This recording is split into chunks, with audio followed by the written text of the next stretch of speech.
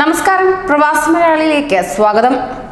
ലോകമെമ്പാടും corona virus പടർന്നു പിടിക്കുന്ന സാഹചര്യത്തിൽ കടുത്ത നിയന്ത്രണങ്ങളാണ് ഓരോ രാഷ്ട്രങ്ങളും പുലർത്തിപ്പോരുന്നത്. കർശന നിയന്ത്രണങ്ങളോടൊപ്പം കൊറോണ സ്ഥിരീകരിച്ച രാജ്യങ്ങളിൽ നിന്നെത്തുന്ന യാത്രക്കാർക്ക് വിലക്കും ഏർപ്പെടുത്തി കഴിഞ്ഞു. ഇതിനോടകം തന്നെ ഇന്ത്യയിൽ 22 തുടങ്ങി, അതായത് ഈ ഞായറാഴ്ച തുടങ്ങി അടുത്ത 28-ാം തീയതി വരെ രാജ്യാന്തര വിമാനങ്ങൾക്കെല്ലാം വിലക്കും ഏർപ്പെടുത്തി കഴിഞ്ഞു. ഇപ്പോഴിതാ അത്തരമൊരു കാഴ്ചയാണ് സമൂഹ മാധ്യമങ്ങളിലടക്കം വൈറലായിക്കൊണ്ടിരിക്കുന്നത്.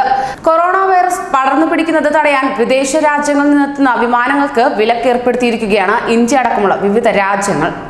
ചൈനയിൽ നിന്ന് ആരംഭിച്ച് ലോകത്തിലെ 143 രാജ്യങ്ങളിലെ ഏകദേശം 2.5 ലക്ഷം ആളുകളെ ബാധിച്ച് കൊറോണ വൈറസ് മൂലമുള്ള മരണം 10,000 കടന്നു കഴിഞ്ഞു. ലോകരാജ്യങ്ങളെല്ലാം കൊറോണയെ ചെറുക്കാൻ നടപടികൾ ശക്തമാക്കുമ്പോൾ തന്നെ വിമാനം ലാൻഡ് ചെയ്യാതിരിക്കാൻ റൺവേയിൽ വാഹനങ്ങൾ നിരത്തിയിട്ടിരിക്കുകയാണ് ഇക്വഡോറിലെ ഗുയാക്വിലിലെ വിമാനത്താവളം.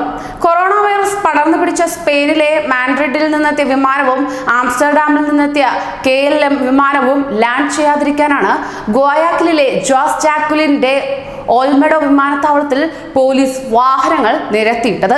ഗുയാക്വിലിലെ മേയറുടെ നിർദ്ദേശപ്രകാരമായിരുന്നു ഈ നടപടിയെന്നാണ് ലഭ്യമാകുന്ന വിവരം. COVID-19 ബാധയെ തുടർന്ന് ഇക്വഡോർ അതിർത്തികളെല്ലാം അടച്ചിരുന്നുവെങ്കിലും വ്യോമപാത അടച്ചിരുന്നില്ല. കൊറോണ വൈറസ് ബാധിച്ച വിദേശികളെ സ്വന്തം രാജ്യത്തേക്ക് കൊണ്ടുപോകുന്നതിനായി എത്തുന്ന വിമാനങ്ങളായിരുന്നു ഇക്വഡോറിലേക്ക് പ്രവേശിപ്പിക്കാൻ അനുവദിച്ചിരുന്നത് തന്നെ. എന്നാൽ ഗുയാക്വിലിലെ സ്പാനിഷ് പൗരന്മാരെ നാട്ടിലെത്തിക്കാനായിരുന്നു വിമാനം എത്തിയിരുന്നത്.